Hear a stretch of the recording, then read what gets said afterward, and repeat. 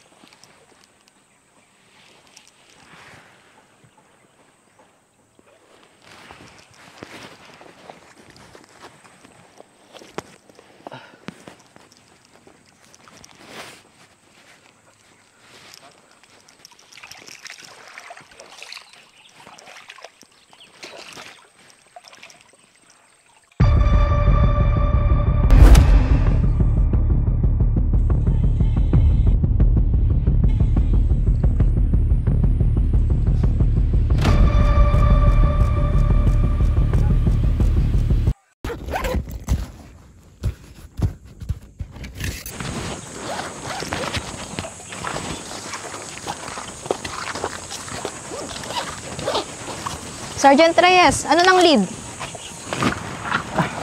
Wala pa. Camille, rolling na tayo ah. Okay. Palaisipan para sa akin kung bakit nga ba ito nangyayari at ano ang motibo sa pagpatay.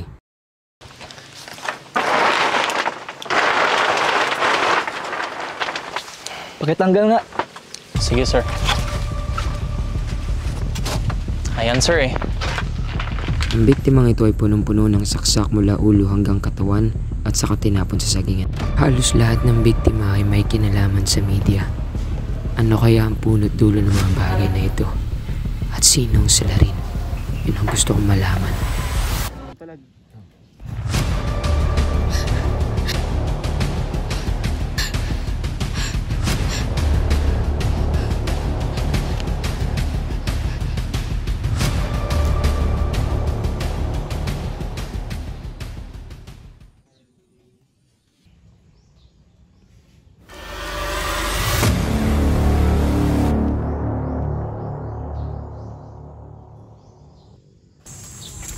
Nakakapagtaka lang.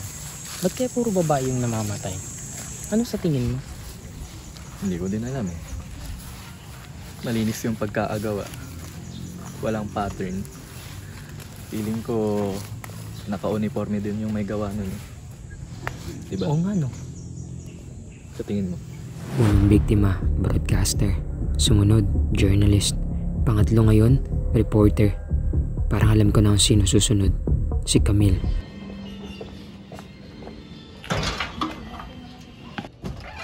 Camille! Camille! Camille!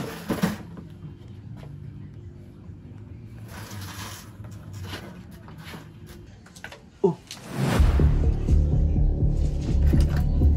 Yung unang biktima ay nawawala ng kamera. Pangalawa, relo. At pangatlo, hair clamp.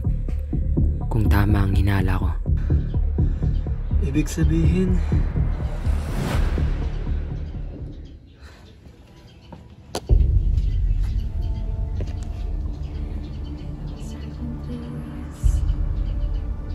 Sabi ko na nga ba?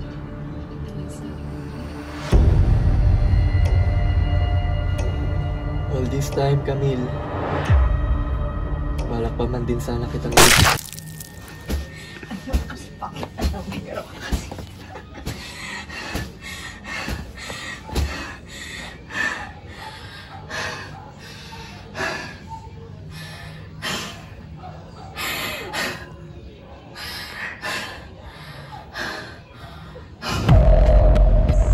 Mula sa Kuda Sensero, ito si Camille, nagbabalita.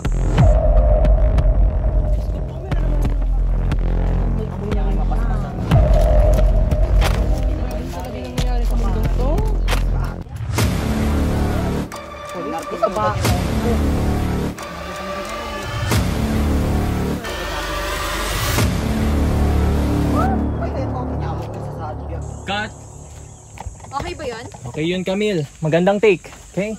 Kuha muna ako ng inumin ko, ha?